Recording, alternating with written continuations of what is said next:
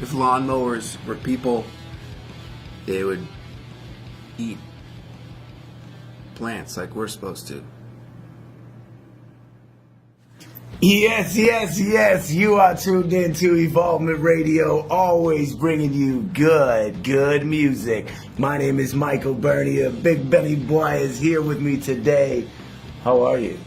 Today I feel bushy. Yeah, you look at Ryan Inc. How are you, brother man? I'm good. Yeah, David Corson, looking so weird. Yeah, thanks. I like standing right behind you. That's good. Yeah, that's weird. Why? Super excited to have musical guest Michael Moore of Fire in the Field in the room. How are you, Michael? I feel good, man. I feel good to be alive. Yeah, you look beautiful. Thanks, man. Yeah, it's Evo Rad. It's gonna be a good interview. Yeah. Michael Bernier here with my good friend Michael Moore of Fire in the Field. Mikey, you know that I love you like a brother. Likewise, man. Yeah. Now that we got that out of the way, what kind of music are you creating, my good brother? We're a rock and roll band. Yeah. We're a rock and roll band for sure. It's a bit aggressive, I'd say. Our last EP is a little Aggressive, how so? Driving, energetic riffs, sort of in the vein of like a Rage Against the Machine. Yeah, you know I love Rage. What up, Zach? Yeah. Psychedelic riff rock and roll. Word up, and that's where I would find it when I go into my local shop. The category, the genre is going to say psychedelic, tripped out, Michael Moore rock. Like, in Best Buy, they'd probably put it under like hard rock or something like that. Yeah. You know? But I think we're a three-piece band: guitar, bass, drums, vocals.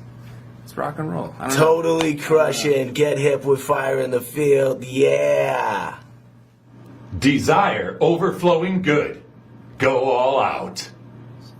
We went down to play in New York City, and it's one of those deals where they're like, yeah, we got the bass rig, we got the drum kit, we got everything's under control. Yeah. And you get there, and it's like, our bass rig's broken, and we don't have a drum kit. And like, the sound guy was like, don't know what I'm doing, but I'm here. What do you do to like kind of keep yourself in good spirits about that? Like, just laugh because it's hilarious. It's hilarious. Yeah, right. Don't you disrespect the most high things that are given to you. Your body, your mind, and your soul. Yeah.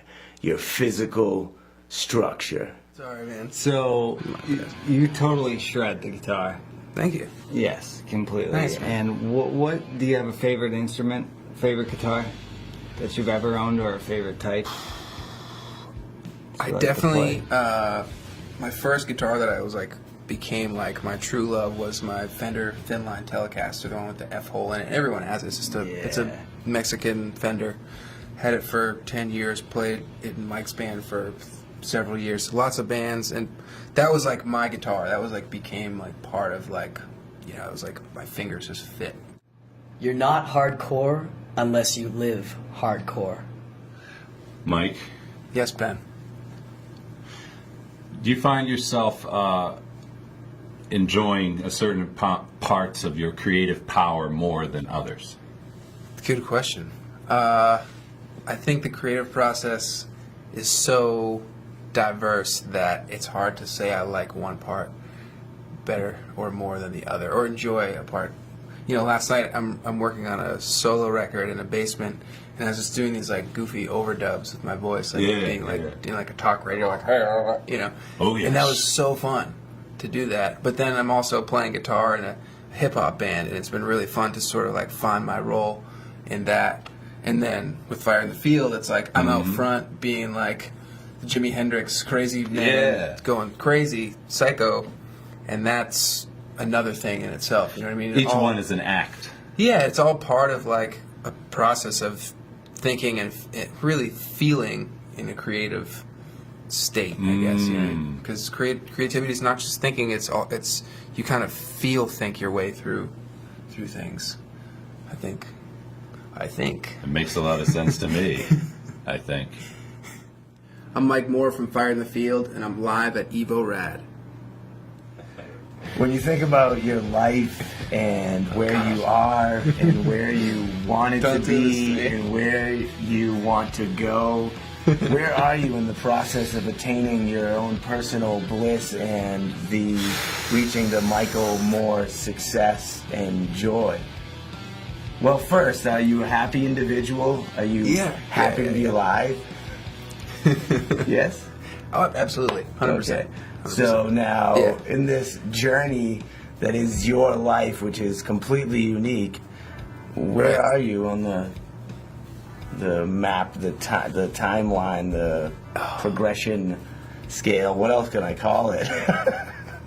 I like to think of it more in terms of like, The journey is the reward. Is that what you're gonna give me here? well, like we perceive time as a linear thing, like a straight line. You know, when I think of it more, you know, like you think about. You asked me this fucked up question. I'm go. So, Butterflies. what do we know like about the Big Bang, right? The explosion, the universe occurs, Earth somehow comes into play, it's floating, but the universe just continually expands. It's just it's not stopping. You know what I mean? So I just think of like, you know, in terms of like when you talk about like bliss and like your state of mind and like you're talking about like consciousness and it's Yes. like, Do you not associate I your don't- work or your No, music with? I guess what your- I'm saying is like instead of like I try not to think of it in terms of like I need to attain like, you know, 1,000 like likes or 1,000 fans or something or like 1,000,000 gigs. I think of it more as like an expansion of like the craft or like the pursuit of that creative process. You know, Yeah. Staying in that process is everything. I think, and then the rest of the stuff. Whatever, you can be sleeping on the floor in a basement, it doesn't matter. Yeah, I mean, typically I don't do that. Underthink and overstand.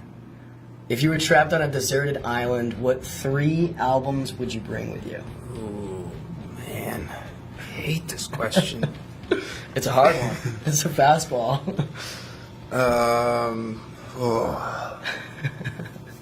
This question is terrible. Fire in the Field loves Evo Rad. I like movies. I like to read books. Reading books. Yeah. I'm a big fan of reading books. I think being literate is a valuable thing. Gotta feed the brain, man.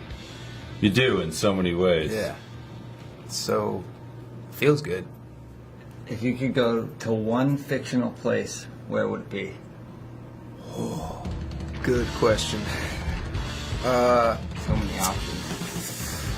Man, so many of the fictional places that I love are like not places you would really want to go in real life. You know, like Well, we don't have to- like Derry, Maine, and like a Stephen King novel. Like you don't want to go there. Like, or like it's kind of close to here. yeah, or like Midworld or something from the Dark Tower. Like also a very dangerous place. That's where you want to go? Like Middle Earth would be sick, but Yeah. if you don't know what you're doing, Being man, an adventure. you Just get prepare. cut down. I didn't think about if you had to prepare for it or not. I'm trying to think. Fictional place, like I guess any fictional place works. So like heaven sounds good. All right. There you go. I think that the message. It's fucking rock and roll, man. Listen to it. See what it does. I don't know. It's show day. You're at home. You clean your body however you do this. Maybe there's a shower involved. You get out of the shower. At which point in this process do you turn into the superstar stage presence animal that is? Like, do you put on the outfit right then in your home, or do you get to the show, go backstage, put it on? Because you have some sort of unique stage presence about you. Yeah. You go all in on that aspect, Yeah. and I appreciate it because it's a show. Yeah. Entertainment. It's kind of like this. Who knows? Yeah. Maybe it's just supplements. Yeah. Just But when seriously, do you like, you know how whoever Sylvester Stallone over the top puts his hat backwards, like he's ready to. yeah. At I think When do you turn into it? I think it's just the music. The music has to make you come alive. Okay. You just have to let the music make you come So alive, which when is you- on stage. But in terms of like getting like a get up together or something like that, like I'll think Because you have about boas, you have hats. I'll think about it, like like oh maybe like that would be cool for this kind of like venue or like. So you dress appropriately I definitely for the show. think about what I'm gonna look like, before the show. Sometimes further in advance Okay. than others. Sometimes it's like I have all these ridiculous. So before you're saying the music comes on, that's when you're all in. So are there times when you're in the band van or in your whatever your transportation means are on the way there, and you happen to look in the mirror and you're like, oh boy, this is wild what I'm wearing. I definitely.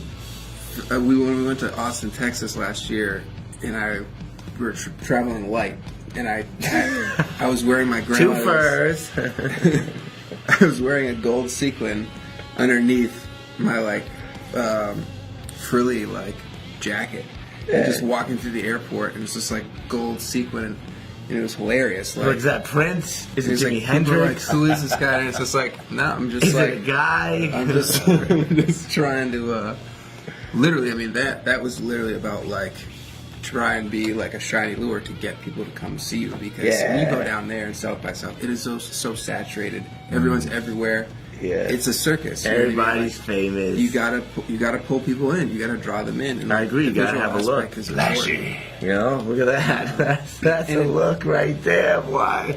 But you go on stage whether you're in Chuck Taylors and ripped jeans and a crappy T-shirt, or you're in latex and makeup, you're still putting on an image. You know what I mean? I totally agree. No matter how you swing it, how you justify it to yourself. So I just say whatever I feel is right.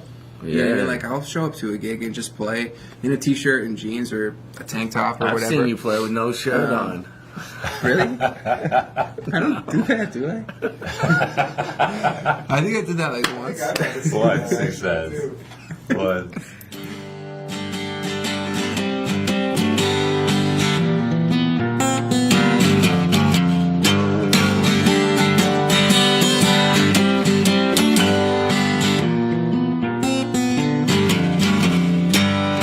I took something